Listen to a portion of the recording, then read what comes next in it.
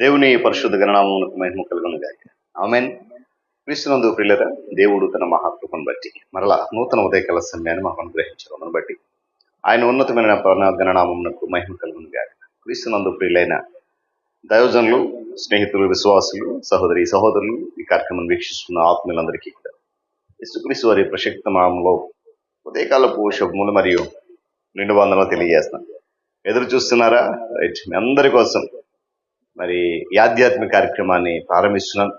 రండి, ప్రేమతో ఆహ్వానిస్తున్నాను. అనుదిన అభివృద్ధి ఉదయకల్ప ధ్యానాలు అనేటువంటి ఆధ్యాత్మిక కార్యక్రమంలో నాతో పాటు పలువరుసలు వాక్యాన్ని దేవుని దీవెనలు పొందుకోండి. బైబిల్ సగలోనే తెరవండి. ఒకవేళ లేని పక్షాన చదివిన మాట జాగ్రత్తగా వినండి, గ్రహించండి. నేటి దిన ధ్యాన వాక్యంగా మత్తయి సువార్త 5వ అధ్యాయము 26వ వచనాన్ని చదువుతా ఉన్నాను. కడపటి కాసు చెల్లించు వరకు అక్కడ నుండి నీవు వెలుపలికి రానేరవని నీతో నిశ్చయముగా చెప్పుచున్నాను. దేవుడు తన మాటను మనకు దీవించునుగాక. ప్రార్థన చేద్దాం. మహోన్నతుడా, మీకు వందనాలు. నూతన ఉదయకాల సమయంలో నీ మాటలు ధ్యానించడం ఇష్టపడుతున్నాం. నీ సహాయము, నీ కాపుదల, క్షేమము నుంచి నడిపించుని ఆత్మతో నింపండి. గ్రహించగల జ్ఞానము దయచి క్రీస్తునామమున నడుపుతున్నాం తండ్రి, ఆమేన్. రైట్, మంచిది ప్రియులారా. దేవుడు ఈ ఉదయకాల సమయంలో మత్తయి సువార్త 5వ అధ్యాయంలో నుండి కొన్ని మాటలు మనము ధ్యానం చేయడం కృపనిచ్చాడు. 5వ అధ్యాయం అనగానే మత్తయి సువార్తలో మనకి మొట్టమొదటి గుర్తొచ్చింది ఏంటంటే కొండ మీద ప్రసంగం. కొండ మీద ప్రసంగంలో యేసుప్రభు వారు చాలా విషయాలు మరి తనతో పాటు ఉన్నటువంటి శిష్యులకైతేనేమి జన సమూహం చాలా వివరించి చెప్పి అనేకమైనటువంటి సూచనలు, సలహాలు, ఏమంటే హెచ్చరికలు కూడా. ఇక్కడ ప్రతి మనిషి కూడా దేవుని మాటకు లోబడకపోతే తప్పించుకోలేని శిక్ష అనేటువంటి ఒక విషయాన్ని జ్ఞాపకం చేస్తున్నారు. పరలోకం అంటే అచ్చంగా పరలోకమేనండి. అందులో నరకానికి లేశమైన కూడా సంబంధించింది ఏది లేదు. ఎందుకంటే అక్కడంతా కూడా ఆహ్లాదకరము, సంతోషకరము, నిత్యము దేవుని స్తుతి స్తుతి స్తుతి. అపవాదికి లేక నరకానికి సంబంధించినటువంటి దుఃఖము, కన్నీరు ఏమి అక్కడ ఉండదు. దేవుడు మనను పరిశుద్ధులుగా చేశాడు, యోగ్యులుగా చేశాడు, ప్రత్యేకించుకోవాలనుకున్నాడు. కాబట్టి పరిశుద్ధాత్మ దేవుడు నిన్ను నిశ్చితంగా పరిశీలన చేస్తూ ఉన్నాడు నెట్టినాడు. కాబట్టి ఆ పరిశుద్ధాత్మ దేవుని యొక్క సూక్ష్మ పరిశీలన నుండి నేను ఎవ్వరం కూడా తప్పించుకోలేము. పరిశుద్ధాత్మ దేవుడు మన పాపాన్ని మనకు చూపించి నీవు అపరాధివి అని మనకు తెలియజేశాడు వ్యక్తిగతంగా. వెంటనే మనం ఏం చేయాల్సిన పని ఏంటంటే ఒప్పుకోవాలి లేక లోబడాలి. కానీ ఆయన మనలను అపరాధులము అని తెలియజేసినా కూడా వెంటనే మనం ఏం చేయలేదంటే లోబడలేదు. అప్పుడు అనివార్యమైనటువంటి ప్రక్రియ ఆరంభమైంది. ఏంటి అనంటే అవిధేయతకు శిక్ష. అవిధేయతకు శిక్ష అనివార్యం అన్నాడు కదా. అంతటి నువ్వు చెరస్థలలో వేయబడతావు, కడపటి కాసు చెల్లించి రాకుండా నువ్వు బయటికి రాలేవని చాలా బైబిల్ స్పష్టంగా జ్ఞాపకం చేస్తుంది.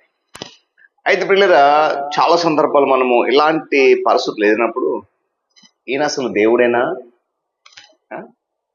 కృపగల దేవుడేనా, అసలు ప్రేమ ఉందా ఈయనకి అని అడుగుతాం. దేవుని వైపు నుంచి కనుక మనము చూస్తే వాస్తవానికి ఇది ప్రేమ కార్యమే. ఇది ప్రేమ కార్యమే, గమనించాలి. కొనియాడదగినటువంటి చర్యే. ఎందుకంటే దేవుడు మనలను పరిశుద్ధులుగా, నిష్కలంకులుగా, నిర్దోషులుగా బయటకు తీసుకుని రావాలనుకుంటున్నాడు.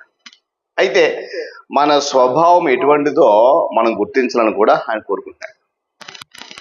ఆయన మనం బయటకు తీసుకురావాలనుకుంటున్నాడు, ఆయనకు అనుకూలమైన పాత్రలుగా మలచి. కానీ అదే సందర్భంలో మన స్వభావం ఏంటి, ఎలాంటిది అనేటువంటి విషయాన్ని మనము గుర్తించాలి అని ప్రభు యొక్క కోరిక. అయితే పిల్లల, మరి నీ గురించి లేక నా గురించి, నాకు మన గురించి హక్కు ఉందనేటువంటి స్వభావం అంది. మన స్వభావాన్ని మార్చడానికి దేవునికి మనం అనుమతికి ఇవ్వడానికి సిద్ధపడినప్పుడు మనలో దేవుని యొక్క నూతన కార్యాలు జరుగుతాయి. నా మీద నా హక్కు ఉంది, మన గురించి మన హక్కు ఉంది, మంచిదే. అయితే దేవునికి మనం ఏం చేయాలంట? అనుమతి ఇవ్వాలి మన యొక్క స్వభావాన్ని మార్చడానికి. ఎందుకంటే మన స్వభావాన్ని మనం మార్చుకోలేము. మార్చగల సమర్థుడు ఆయన కనుక ఆయనకు అనుమతి ఇవ్వాలి. అప్పుడే నూతన కార్యాలు అనేవి ప్రారంభమవుతాయి, మొదలవుతాయి. మనము దేవునితోనూ సాటి మనుషులతోనూ సరైనటువంటి సంబంధాలు కలిగి ఉండడం దేవుని యొక్క ఉద్దేశ్యం అని మనం గుర్తించినప్పుడు ఆయన నిన్ను నన్ను కూడా రుజువైన మార్గంలో నడిపిస్తాడు. కాబట్టి వెంటనే మనము దేవునితో సమాధాన పడాలి. దేవుని స్తోత్రం కలుగును గాక. హల్లెలూయా. పిల్లలు, యేసుక్రీస్తు ప్రభు వారి యొక్క బోధలు మనం అనేక సంవత్సరాలు వింటున్నాం. అయితే అవి నీ మేధస్సు కొరకు కావు, కేవలము అవి నీ చిత్తవృత్తి కొరకు, నీ మనస్సాక్షి కొరకు, నీ మేధస్సుతో ఆలోచించి యేసుక్రీస్తు ప్రభు వారి యొక్క బోధతో విభేదిస్తున్నట్లయితే మన హృదయాన్ని మనమే మందం చేసుకుంటున్నామని అర్థం. ఇంకా చెప్పాలంటే కఠినం చేసుకుంటున్నాం అని అర్థం. ఎందుకంటే నాకు చాలా మంచి జ్ఞానం ఉంది, తెలివి ఉందని చెప్పి మన మేధస్సును ఉపయోగించి దేవుని యొక్క వాక్యపు బోధకు విభేదమైనటువంటి కార్యాలు చేస్తున్నాం అని అంటే మన హృదయం బండబారిపోయింది. చాలా సందర్భాల్లో మన ప్రభుత్వం నేను ఆధ్యాత్మిక ఎదగలేకపోతాను, కారణం ఏంటి? మనం దేవుణ్ణి అడుగుతాం, కానీ రోజు వాక్యం చెప్తుంది తెలుసా, మనలను మనమే ప్రశ్నించుకోవాలి. ఎందుకు ఎదగలేకపోతున్నాను, ఎందుకు స్థిరంగా ఉండలేకపోతున్నాను అని అడిగినప్పుడు వెంటనే మన మనస్సాక్షిని మరో ప్రశ్న కూడా అడగాలి. ఎందుకు తెలుసా? దేవుడు నీ విషయంలో చేసిన అనేక అద్భుతాలు, దేవుడు నీకు ఇస్తున్నటువంటి గొప్ప కాపుదల, దేవుడు నీకు ఇస్తున్నటువంటి గొప్ప దీవెన, వీటన్నిటికీ నువ్వు రుణస్థుడవే. ఈ ప్రశ్న, దేవుని రుణాన్ని మనం చెల్లించగలవా? చెల్లించామా అసలు? ఏమండి, ఏదో ఒక రోజు దేవునికి చెల్లించాల్సి వస్తుంది. కాబట్టి ఇప్పుడే చెల్లించు, వెంటనే చెల్లించు. ప్రతి నైతిక ప్రశ్న లేదా నైతిక పిలుపు తర్వాత తప్పక చేయాలి అనేటువంటి సహాయక క్రియాపదం అనేది ఉంటుంది.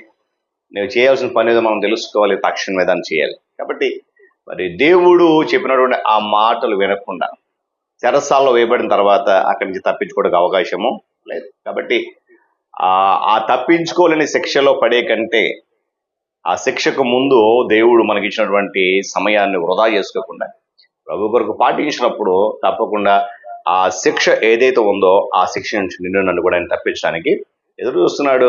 మన స్వభావాన్ని మార్చడానికి ఇష్టపడుతున్నాడు. మనము ఆయనకు అనుమతి ఇవ్వాలని ఎదురు చూస్తున్నాడు. పరిశుద్ధులుగా నిష్కలంగా ఉండాలని కోరుకుంటున్నాడు కనుక ఆయన ఆదేశాలకు అనుగుణంగా మనల్ని మార్చుకుందాం, మన స్వభావాన్ని మార్చుకుందాం, ఆయనకు లోబడదాం. పరిశుద్ధాత్మ దేవుని సహాయంతో ముందుకు కొనసాగుదాం. దేవుడి మాటలు మాకు హృదయం ఇచ్చిందిగా. ప్రార్థన. ప్రేమ కలిగిన తండ్రి, మీకు వందనాలు. అద్భుతమైన నీ మాటలు విన్నాం.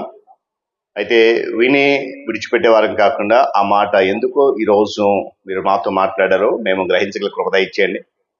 ఎందుకంటే అవిధేయతకు శిక్ష ఉంది అని సూటిగా నీ వాక్యం జ్ఞాపకం చేస్తుంది. మేము ఒకవేళ అవిధేయులు ఉన్నామేమో ఆ విధేయతను సరి చేసుకోవడానికి ఈరోజు నీవు మాట్లాడారు. ఆ మాటలు విన్నాం, వాటిని బట్టి సరి చేసుకుని కృప ఇచ్చేయండి.